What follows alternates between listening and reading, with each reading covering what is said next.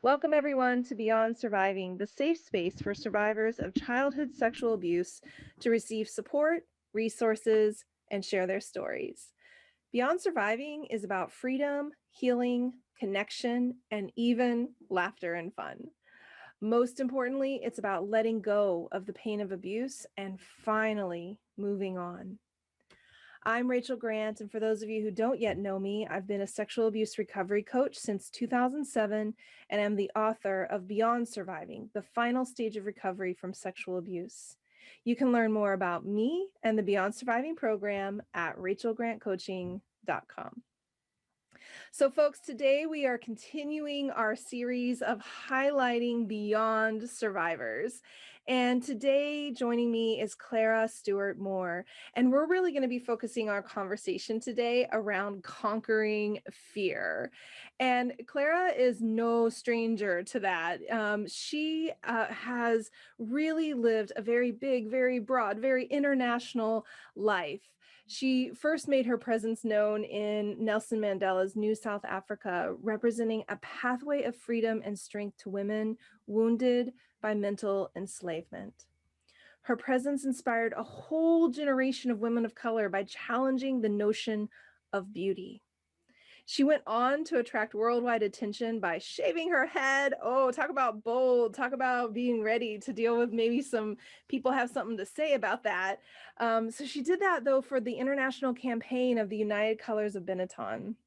She then went on to be a runway model in Paris and Milan and Barcelona and London, Toronto, New York. I'm like, I want her life. Please, can I go and travel and see all these beautiful places? Though in many ways, though that journey was not without its struggles, because she was really breaking down barriers around image, particularly by being the first woman of color to appear on the cover of Britain's Health and Fitness magazine. Her athletic reputation in team and individual sports is stellar, and she even still holds some records in Canada. So, long story short, y'all, she's a badass. Beyond all of this amazing work that she's doing around health and wellness, she is a mother, she is a spiritual teacher, and she's really bringing all of her knowledge and gifts into the world of sports medicine. And on top of all of that, she's a circle keeper at hiddenwatercircle.org. If you don't know about this organization, go and check them out. I partner with them all of the time. They are a fabulous resource, and she is there leading and facilitating conversations around restorative justice, which is so amazing and so important and so necessary. So we got to get to it. We got to talk with Clara and hear her voice because she has so much to share with us today. So, Clara, thank you so much for being here. Thank you for being my guest today. Hi, thank you so much for having me, Rachel. So great to see you. Yeah, so I want to start back in actually like 2007 when you and I very first connected. And we, went on this journey together in Beyond Surviving. And I wonder if you could just talk a little bit about your journey leading up to that moment and then what life was like for you, in Beyond Surviving and after. Ah, well, it's been quite the journey. And one of the reasons that it was perfect timing, I always to speak about divine timing. And I think that your program came to me, when I was in a place I was at that time married, and I was trying to figure out what my position was from surviving childhood sexual abuse and how I chose the partner I did within my marriage, and trying to sort of break free from those restraints, because I knew there was a connection. But and your program really helped me to find that, so I could gather strength, so that I could continue to use the verbiage that I needed to, one, strengthen myself, and to two, have sort of like boundaries around who I was, what I wanted to become, and how I wanted to live the rest of my life, free. Mm. And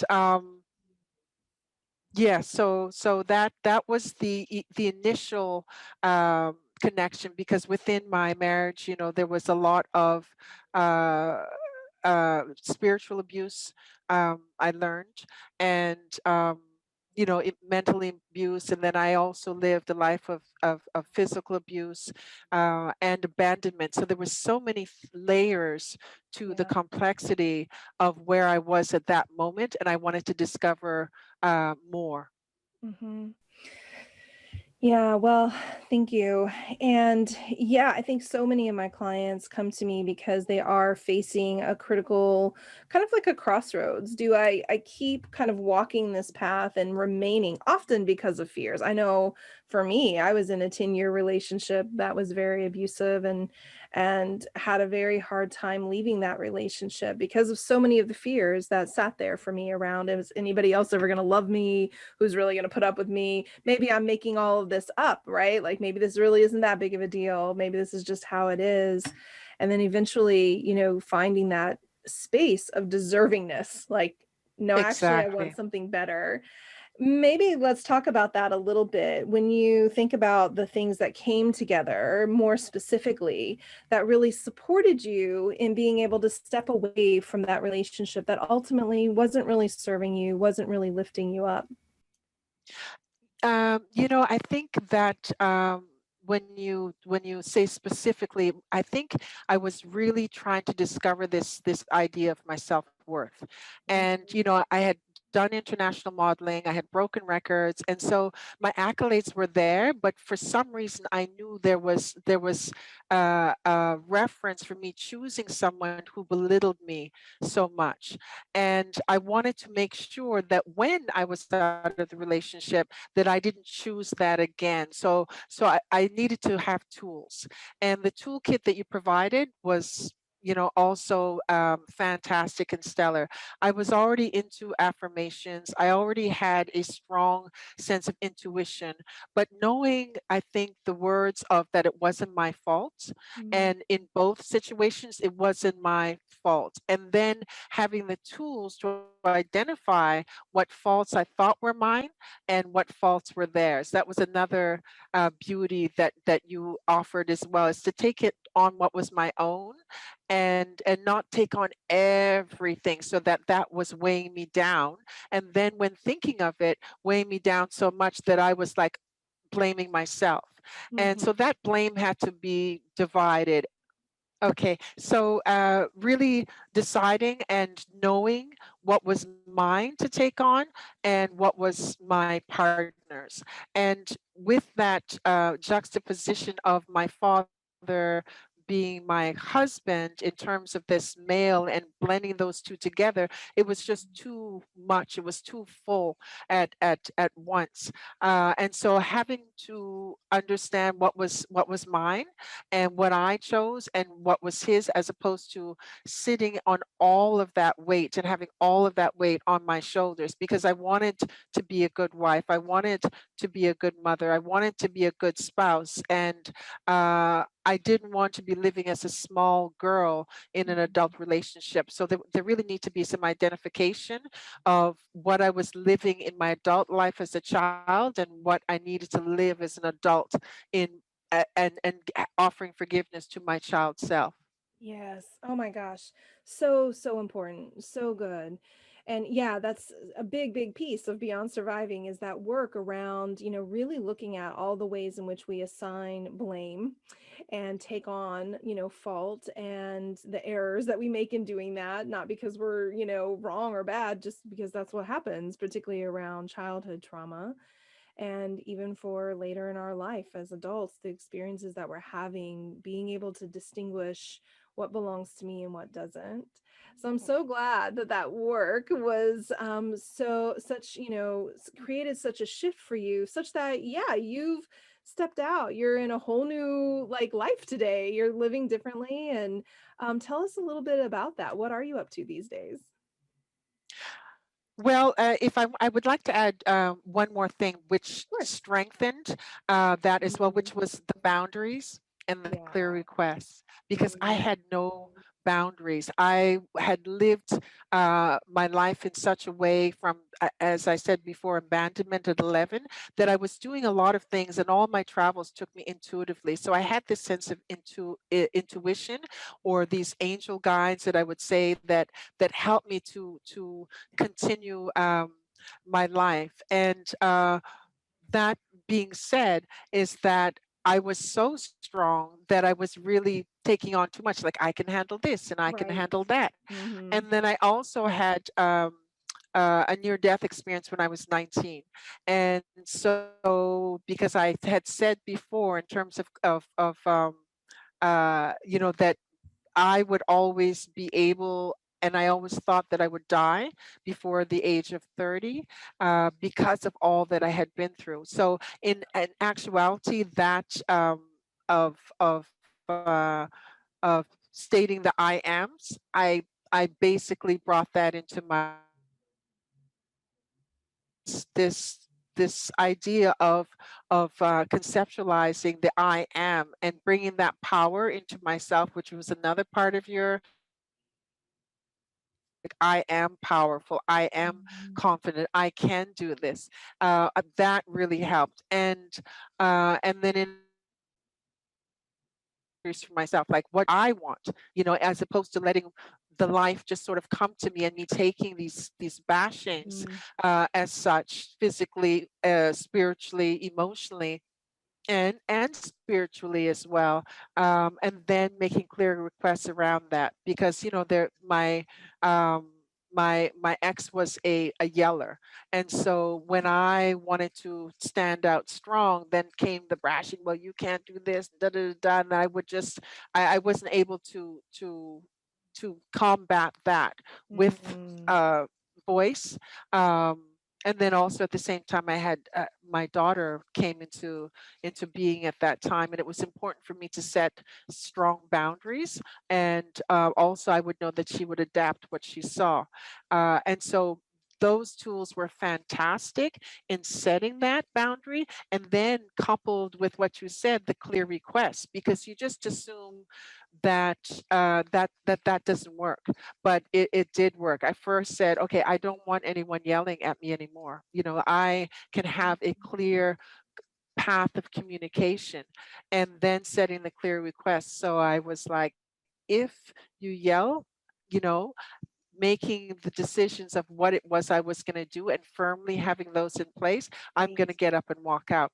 And that's what I did. And amazingly, that stopped the yelling immediately, because I would hear the yelling. I had my boundary set. I made that clear request, and it was like, just like a miracle.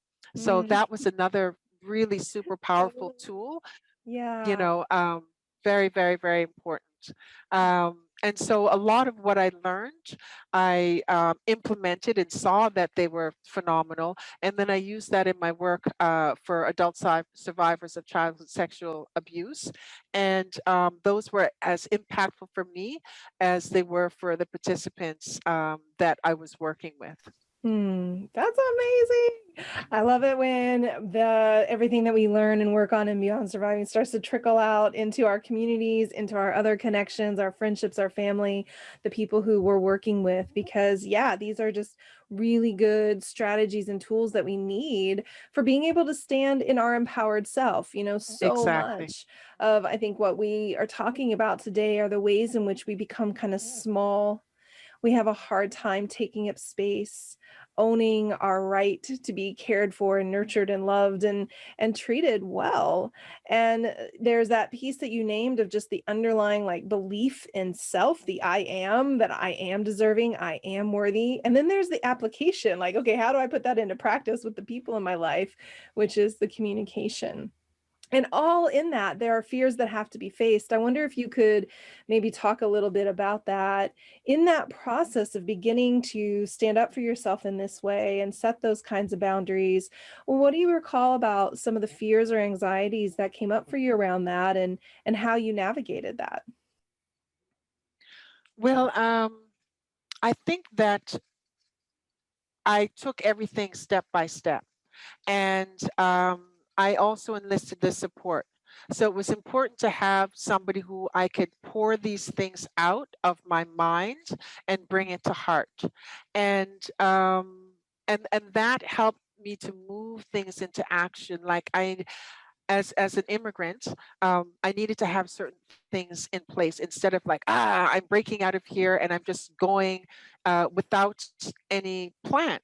And Mm, there needed to be a plan. So I started by getting my American citizenship. I started to watch myself more closely.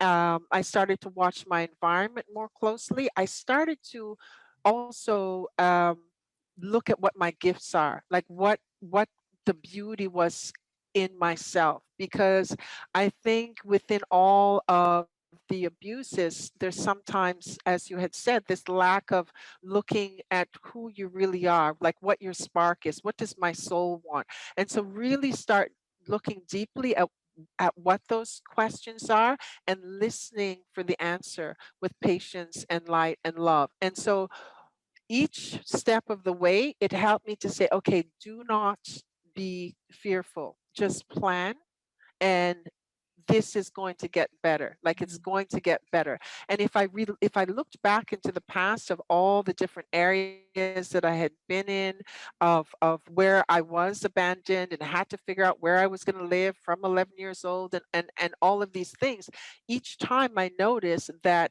I survived.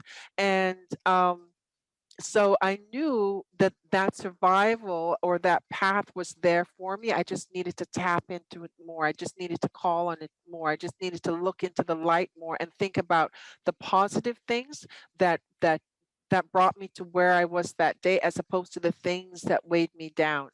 And that's how I looked at it. And so continuing to help myself and then to help people in the as a restorative justice circle keeper, and using that indigenous circle to do the work for me, which was my spirit guides and my angels and my ancestors, and really having a firm desire to break that ancestral link to this harm. yeah.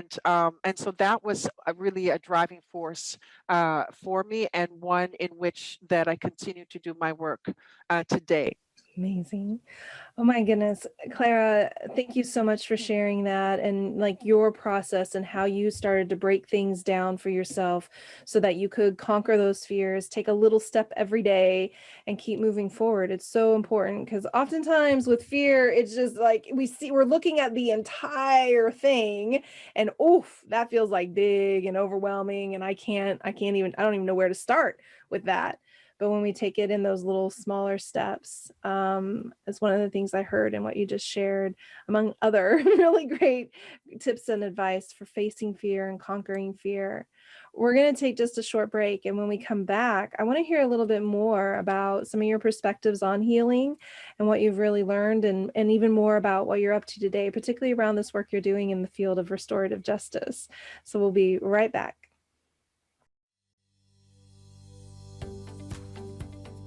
Have you ever felt like you've tried everything to heal from the pain of sexual abuse, and yet nothing seems to be really helping?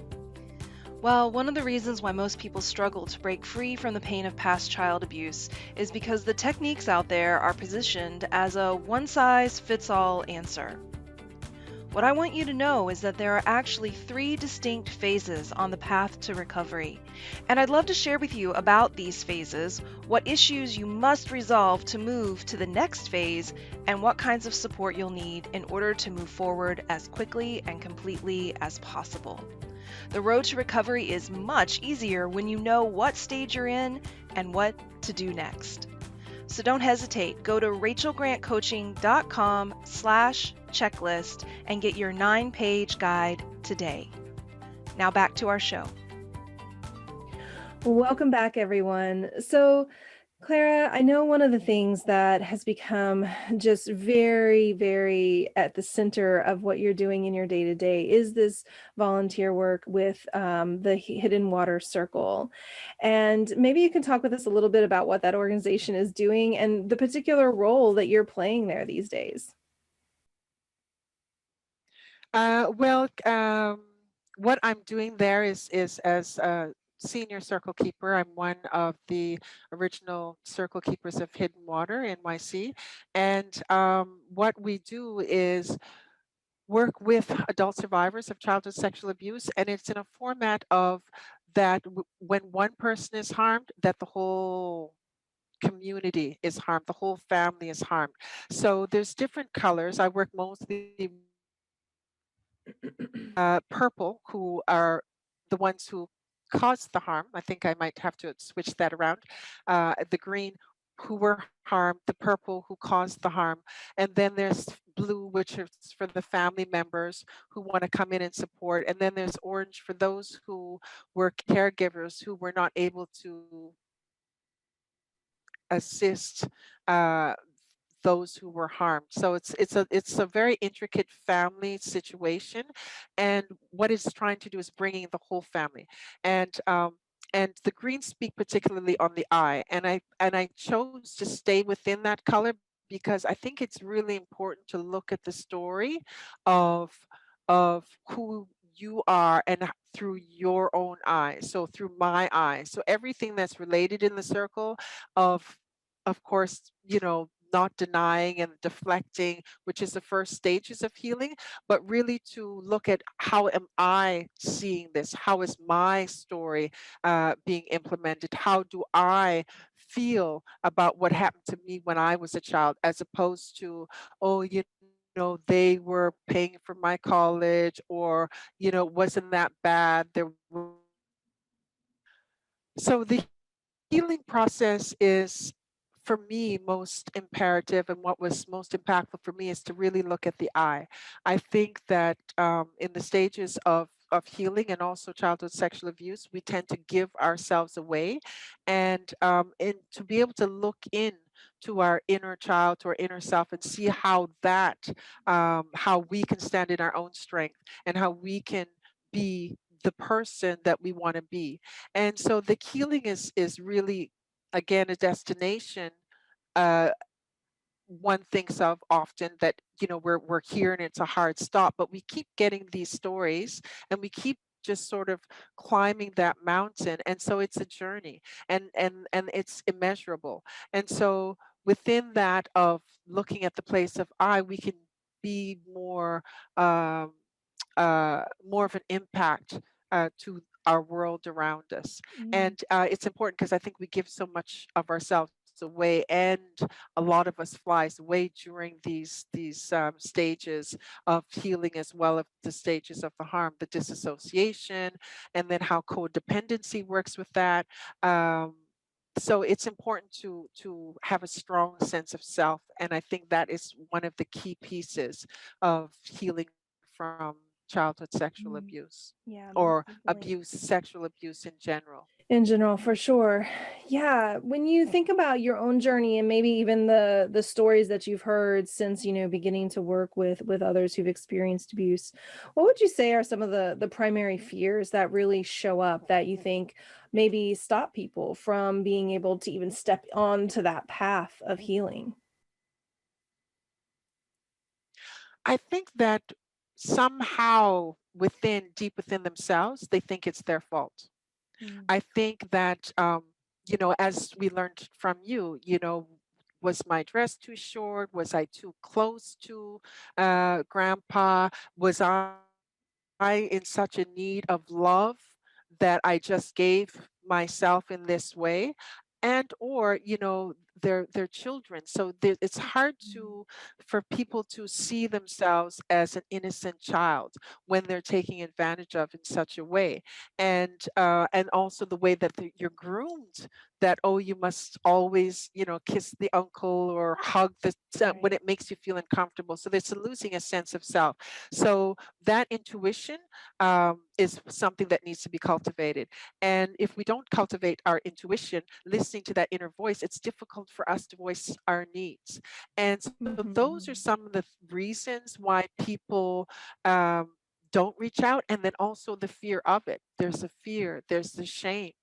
And because again, it leads back that I did something wrong, and and that I need to I'm the one who needs to get over this, Mhm. but it's showing up in so many areas of one's life. So those are some of the primary reasons I think that people do not come forward. And then it's also a culture of, as I think as women, that we should not honor, who we are, that we need to be Mm, taught to be strong. We need to have a man to right be, on. Yeah. showing us what to do. So there's a lot of that cultural old Mhm. patriarch, and also matriarch issues that are still predicated today. Yeah, cheers to that. Most definitely. Yeah. So there are these obstacles and these barriers that hold us, in this place of limbo, right? Really in the past, connected into that trauma.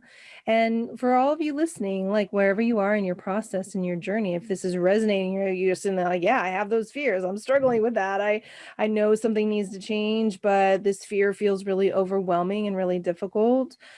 Take the things that you've heard today and just start to imagine what might be some of your first smallest steps as one thing. The other thing that I've heard you say a couple of times, Clara, that I want to explore a little bit further is intuition and how even, early days, you had this strong sense of knowing and listening, and how intuition can help us.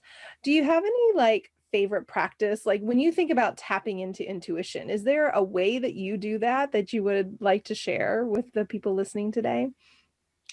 Yes, and it's coupled with that voice, and the throat chakra and the centers of the body. And um, one of the first ways I think about is the root chakra, and the root chakra is like the lower base around the hip area.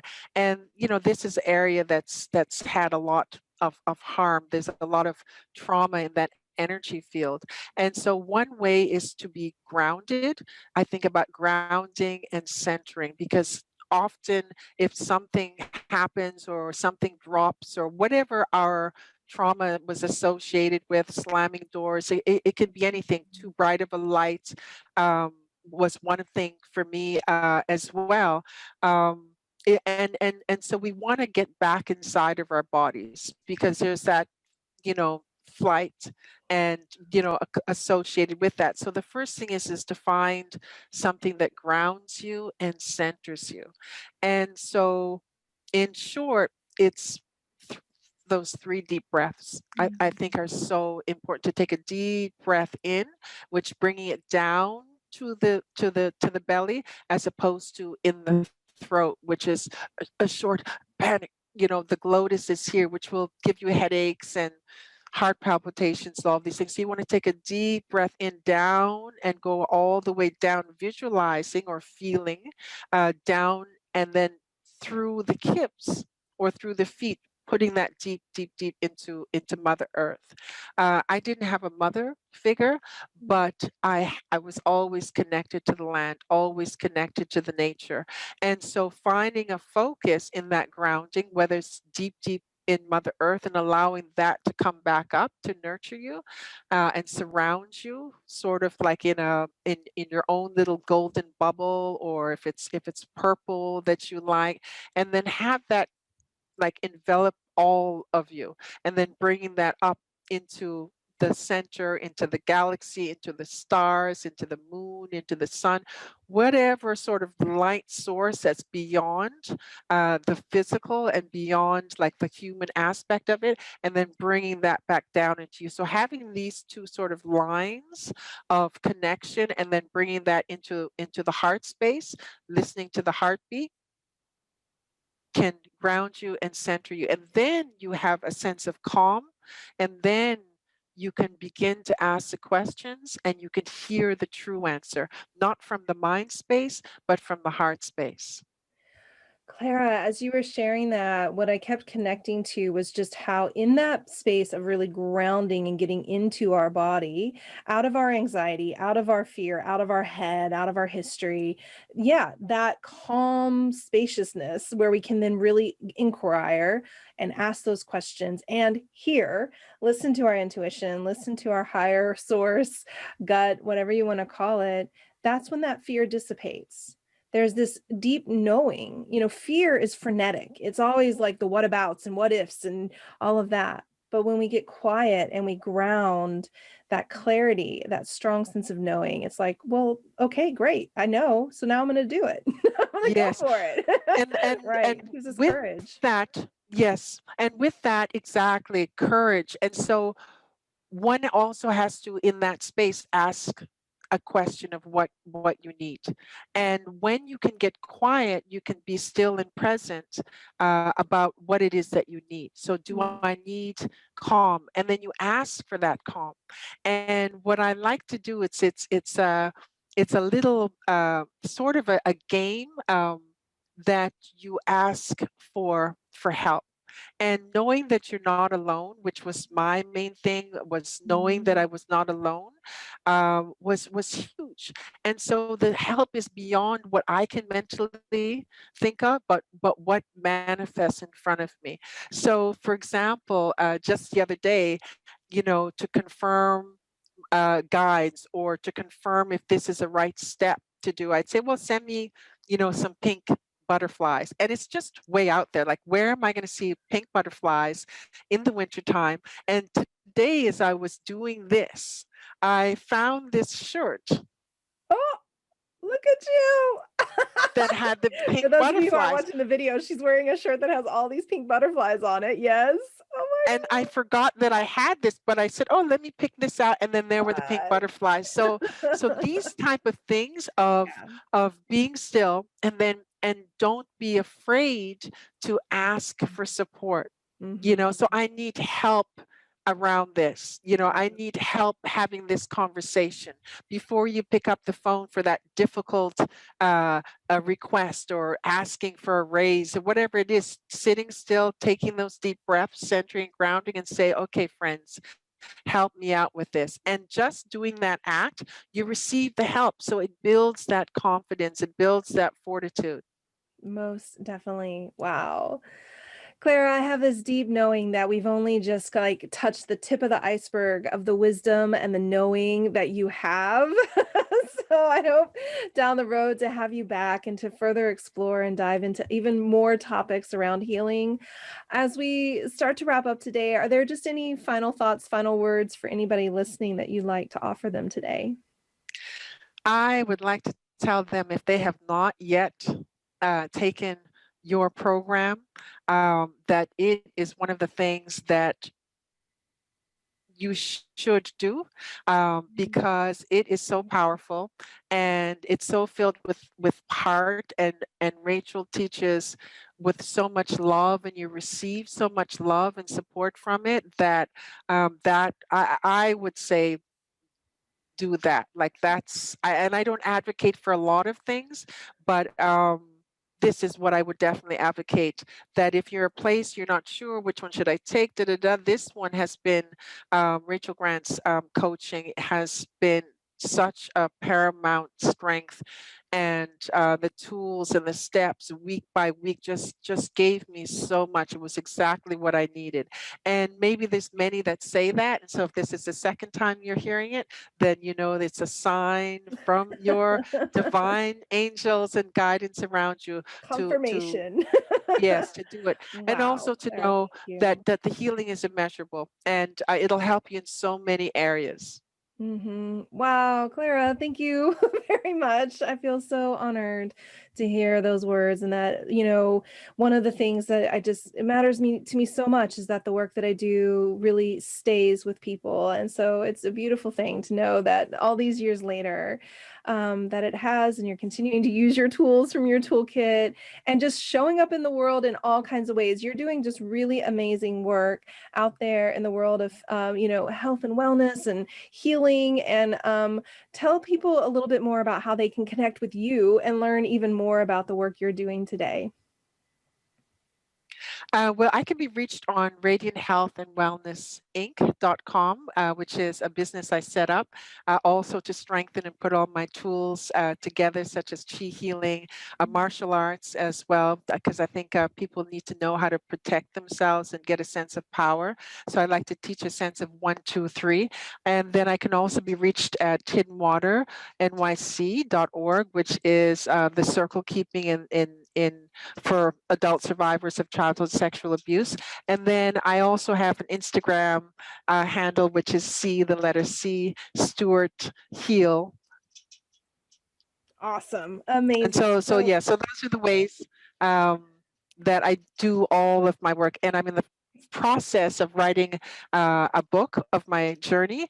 And so hopefully that will be out as soon as I can get it out.